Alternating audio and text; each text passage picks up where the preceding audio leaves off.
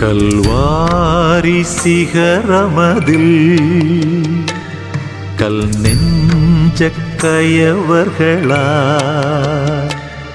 கல்வாரி சிகரமதில் கல் நெஞ்ச கயவர். இயேசுவில் இனியவர்களே, சிலுவையின் நிழலில் சிந்திப்போம். இலக்குகள் சிறகுகள் போன்றது. வாழ்வின் உயிரை பறக்க லட்சிய சிறகுகள் அவசியம் தேவை. காண முடியாதவற்றை காணவும், அடைய முடியாதவற்றை அடையவும், பெற முடியாதவற்றை பெறவும் இலக்கை உறுதி செய்து கொள். வாழ்க்கை பயணம் பொருளுள்ளதாக அமைய உயர்ந்த லட்சியங்களை தேடிக்கொள்ள வேண்டும். லட்சியங்கள் இல்லாத வாழ்வில் தேடலும் வளர்ச்சியும் சுறுசுறுப்பும் முயற்சியும் வெற்றியும் இருக்காது. இலக்கற்ற செயல்களுக்காக நேரத்தை வீணடிப்பது உன் வாழ்க்கையே முற்றிலும் வீணடிப்பதற்கு சமம். கனவுகளும் லட்சியங்களும் இல்லையெனில் வாழ்வே இல்லை. லட்சிய பயணத்தில் தோல்விகள், சவால்கள், துன்பங்கள், அவமானங்கள் நிச்சயம் உண்டு. மன உறுதியும் பயிற்சியும் தொடர் முயற்சியும் இருந்தால் இலக்கை ஒரு நாள் அடைந்து விடலாம். நீ மகிழ்ச்சியாக வாழ விரும்பினால் ஒரு லட்சியத்தை பிடித்துக்கொள். மனிதர்களையோ பொருட்களையோ அல்ல என்றார் ஆல்பர்ட் ஐன்ஸ்டீன். நீ எங்கே போகிறாய் என்று உனக்கு தெரியாவிட்டால் நீ லட்சியத்தை விட்டுவிட்டு வேறு எங்கேயோ போய் சேருவாய் என்றார் லாரன்ஸ் ஜே பீட்டர். இலக்கை உறுதி செய், அதை அடையும் வரை விலகாதிரு என்றார் பியர் பிரையண்ட். இலக்கை அடையாத வரை செய்ய முடியாதது போல்தான் தோன்றும் என்றார் நெல்சன் மண்டேலா. சிறப்பான வெற்றி பெற சில நேரங்களில் பெரிய சவால்களை துணிவோடு எதிர்கொள்ள வேண்டும் என்றார் பில் கேட்ஸ். வெள்ளத்தனைய இடும்பை அறிவுடையான் உள்ளத்தின் உள்ளக்கெடும் என்று குறள் நெறி 622 கூறுகிறது. வெள்ளம் போல ஏராளமாக வந்த துன்பங்கள் எல்லாம் அறிவுடையவன் தன் உள்ளத்தின் குறிக்கோளை நினைத்த மட்டில் நீங்கிவிடும். இலக்கு நோக்கிய பாதையில் துன்பங்கள் உண்டு.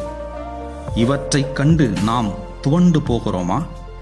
அல்லது தளரா மனத்துடன் குறிக்கோளை அடைய முயற்சிக்கிறோமா?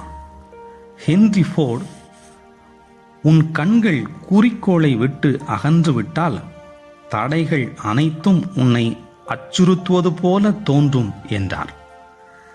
இயேசு லட்சிய வீரராய் எருசலேமுக்குள் மன துணிவுடன் இறை தந்தையின் திருவுளத்தை நிறைவேற்ற மக்கள் திரளோடு வெற்றி பவனி சென்றார்.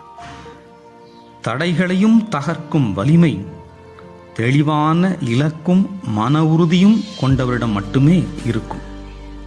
தெளிவும் திட்டமும் செயல்பாடும் இல்லாத குறிக்கோள்கள் வெறும் விருப்பமாக மட்டுமே இருக்கும். இனி நீ எப்படி இருக்க போகிறாயோ அதற்காக இப்போதே செயல்பட தொடங்கு என்றார் புனித ஜெரோம். நீ செயல்படவில்லை எனில் உன் இலக்கில் வெற்றி பெற முடியாது என்றார் ஜான் சி மேக்ஸ்வெல்.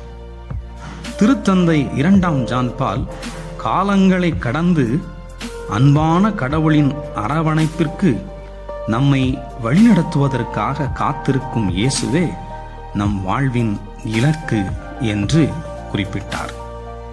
நமது லட்சியங்கள் என்ன? அதை அடைய நாளும் உழைக்கிறோமா அல்லது தோல்வியால் சோர்ந்து போகிறோமா?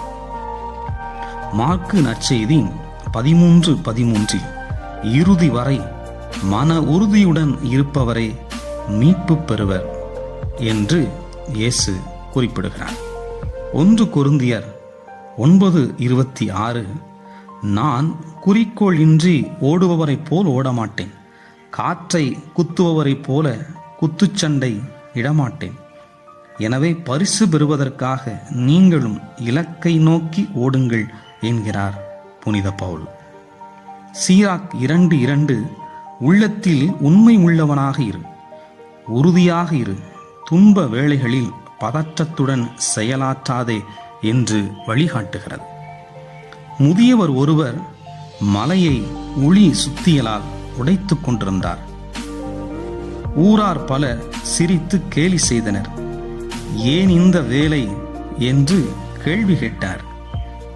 மலையை தாண்டி ஓடுகிற ஆறை வறட்சியான நம் பகுதிக்கு கொண்டு வருவதே என் நோக்கம் என்றார்.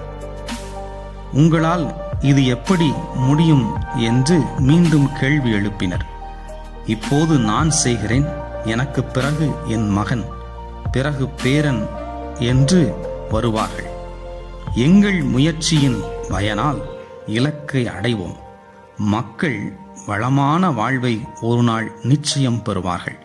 அதற்காக இப்போது படும் துன்பம் பெரிதல்ல என்றார். அவரது உறுதியை பார்த்த மக்களும் கையில் உளி சுத்தியலோடு முதியவரோடு சேர்ந்து கொண்டு மலையை உடைக்க தொடங்கிவிட்டார்கள். நாம் எப்போது லட்சிய பயணத்தை தொடங்கப் போகிறோம்? உன் லட்சியத்திற்காக போராடு, உன் லட்சியங்கள் உனக்காக போராடும் என்றார் பவுலோ கோயல்கோ.